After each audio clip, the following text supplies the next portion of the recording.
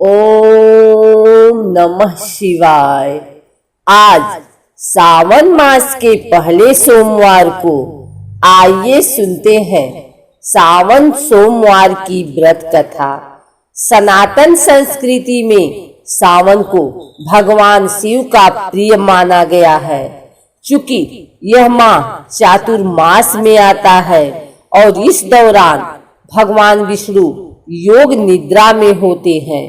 ऐसे में सृष्टि संचालन का पूरा भार भगवान शिव पर रहता है, जिसके चलते हर भक्त इस समय भगवान शिव को प्रसन्न करने के लिए पूरे माह उनकी पूजा आराधना में लगा रहता है। माना जाता है कि भगवान शिव अत्यंत भोले हैं और अपने भक्तों पर तुरंत प्रसन्न होकर उन्हें आशीर्वाद प्रदान करते हैं। ऐसे में इस माह में भगवान शिव द्वारा अपने भक्तों की मनोकामना तुरंत पूर्ण की जाती है। सावन सोमवार के दिन अगर व्रत रखकर इस कथा का पाठ किया जाए तो व्यक्ति की मनोकामना पूरी हो जाती है। प्राचीन काल में एक साहूकार था जो भगवान शिव की अत्यंत भक्ति करता था। उसके पास धन धान्य की कमी नहीं थी, लेकिन उसकी कोई संतान नहीं थी और वह इसी कामना को लेकर रोज शिव जी के मंदिर जाकर दीपक जलाता था। उसके इस भक्ति भाव को देखकर एक दिन माता पार्वती ने शिव जी से कहा कि प्रभु, यह साहूकार आपका अनन्य भक्त है, इसको किसी बात का कष्ट है तो उसे आपको अवश्य दूर करना चाहिए।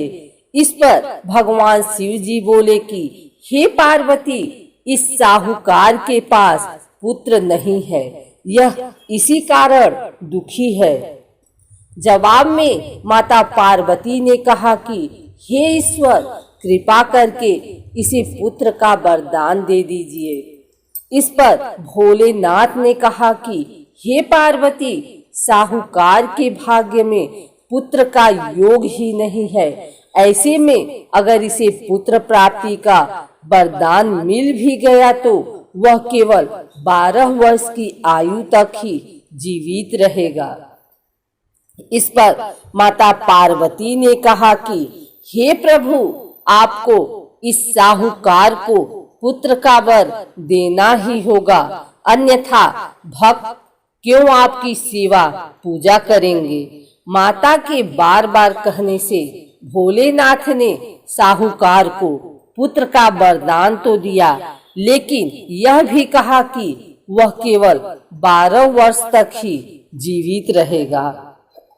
साहूकार यह सारी बातें सुनकर न तो खुश हुआ और न ही दुखी। वह पहले ही की तरह भोलेनाथ की पूजा अर्चना करता रहा। उधर कुछ समय बाद साहूकार की पत्नी गर्भवती हुई और 9वें महीने उसे सुंदर से बालक की प्राप्ति हुई। परिवार में खूब हर्षोल्लास मनाया गया, लेकिन साहूकार पहले ही की तरह रहा और उसने बालक की 12 वर्ष की आयु का जिक्र किसी से भी नहीं किया।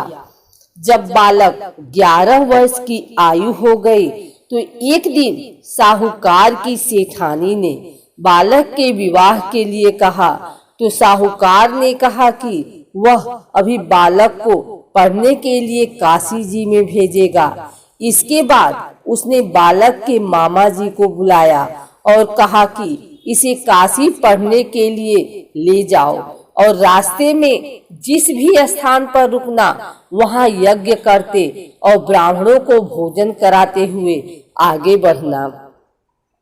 काशी जाते समय बालक व उसके मामा जिस भी स्थान पर रुकते वहां यज्ञ व ब्राह्मणों को भोजन करते हुए जा रहे थे कि तभी रास्ते में एक राजकुमारी का विवाह था।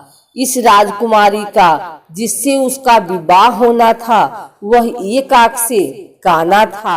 तो राजकुमार के पिता ने जब अति सुंदर साहूकार के बेटे को देखा तो उनके मन में आया कि क्यों न इसे ही घोड़ी पर बिठाकर शादी के सारे कार्य संपन्न करा लिए जाएं, तथा उन्हें बालक के मामा से बात की और कहा कि इसके बदले में वह अथाह धन देंगे, तो वह भी राजी हो गए।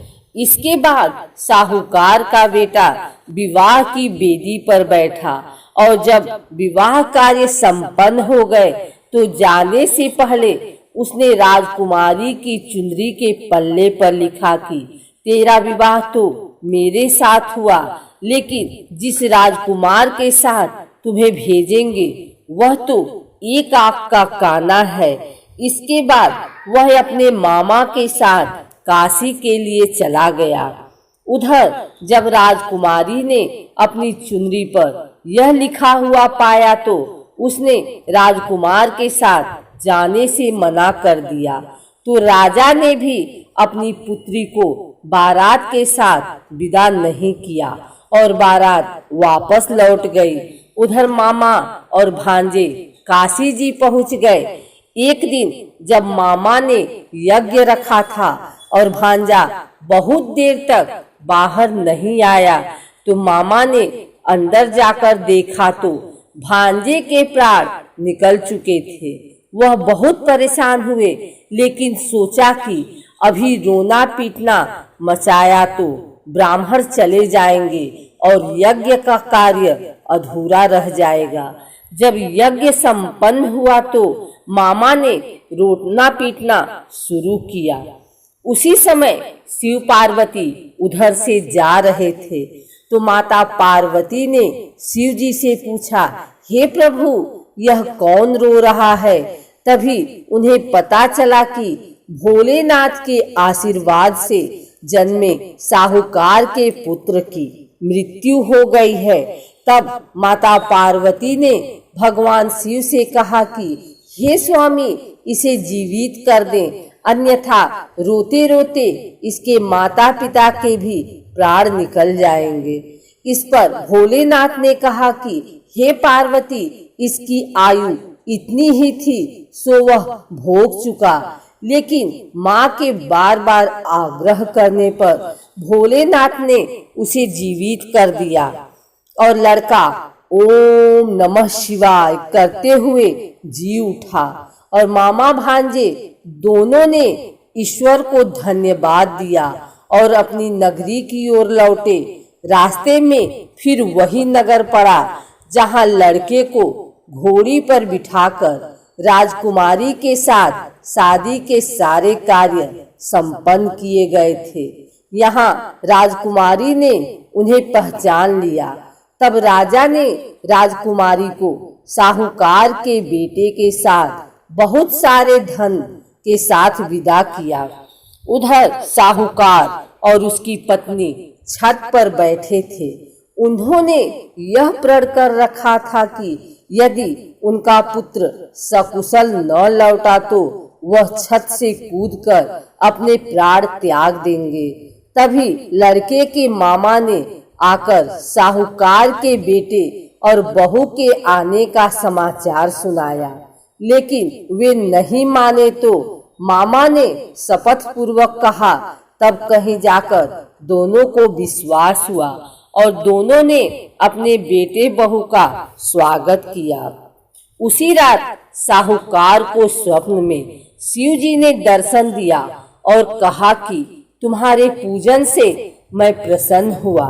इसी प्रकार जो भी व्यक्ति इस कथा को पढ़ेगा या सुनेगा उसके समस्त दुख दूर हो जाएंगे और मनोवांछित सभी कामनाओं की पूर्ति होगी।